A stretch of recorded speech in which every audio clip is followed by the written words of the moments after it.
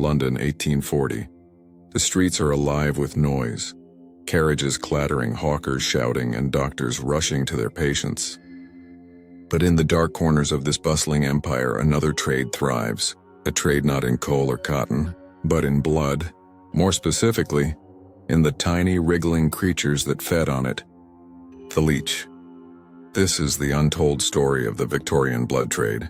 A story of fear, superstition, and the desperate men and women who risked their lives to collect creatures that could drain both body and soul. For centuries, bloodletting was considered the cure for nearly everything. Headache, fever, insomnia, even insanity. The answer was simple: let the bad blood out. And by the 1800s, doctors in Europe had taken this belief to terrifying extremes. In Paris alone, more than 40 million leeches were used in just one decade. Britain wasn't far behind. Hospitals ordered them by the barrel. Even private homes kept glass jars filled with wriggling creatures, ready to be slapped onto the skin at the first sign of illness. Imagine walking into a Victorian sick room. The patient lies pale and trembling. Beside them, a nurse gently tips a jar, and a cluster of leeches slithers out. Within moments, they latch onto the skin, swelling as they gorge themselves on blood.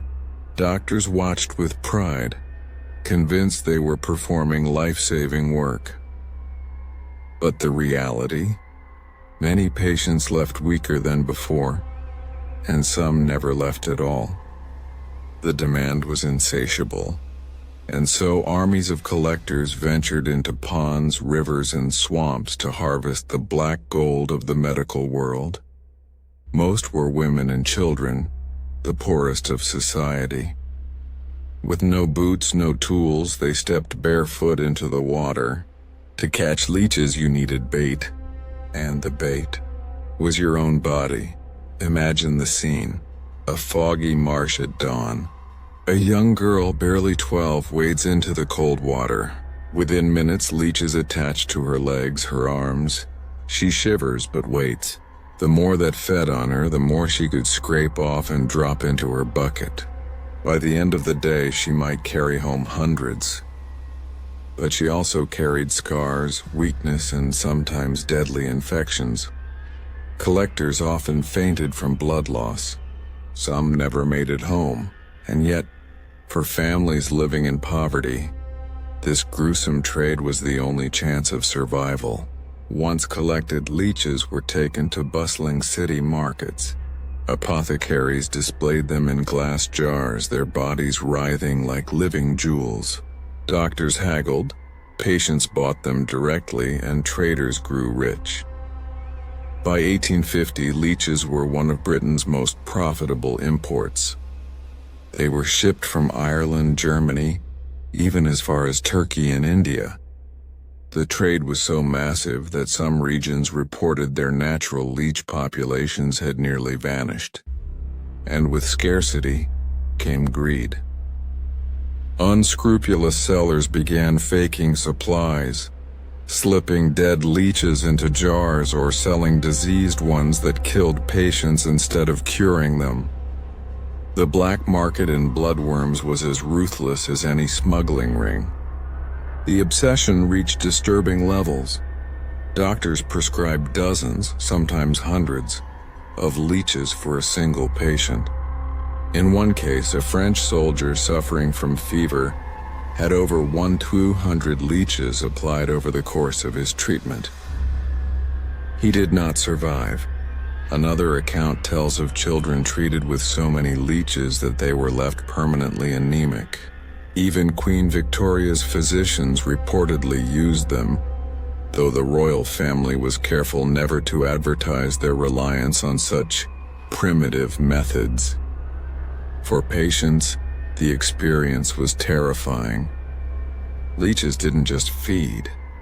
They injected saliva that kept the blood flowing, sometimes for hours after they dropped off. Clothes, sheets, and floors were left stained red.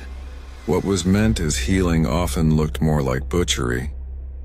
But the hidden tragedy lay with the collectors.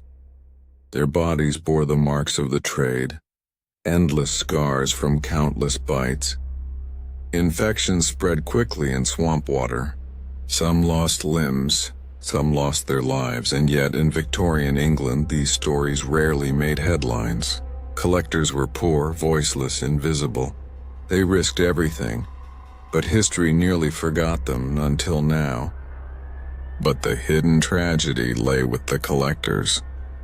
Their bodies bore the marks of the trade, endless scars from countless bites. Infections spread quickly in swamp water. Some lost limbs, some lost their lives, and yet in Victorian England these stories rarely made headlines. Collectors were poor, voiceless, invisible.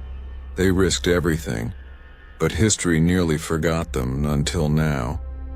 By the late 19th century, the age of the leech was fading. Science was moving forward. Louis Pasteur's germ theory revealed that disease came not from bad blood but from microbes. Anesthesia, antiseptics, and modern medicine began to replace the crude remedies of the past. Leeches went from miracle cure to medical curiosity. The collectors vanished. The markets emptied, and the once booming blood economy collapsed. But echoes of that obsession remain.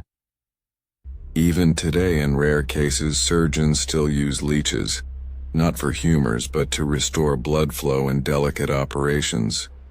The leech never truly died. It simply adapted. The story of the Victorian blood trade is not just about medicine. It's about desperation, blind faith, and the high price of ignorance. It is the story of children bleeding in swamps, of patients bled dry in hospital beds, of traders who grew rich while countless lives drained away. So ask yourself, would you have trusted the doctors of the 1800s? Would you have allowed a jar of leeches to feast on your skin? Or would you have resisted and risked being called a fool? This was the secret blood trade. Tales of Victorian leech collectors.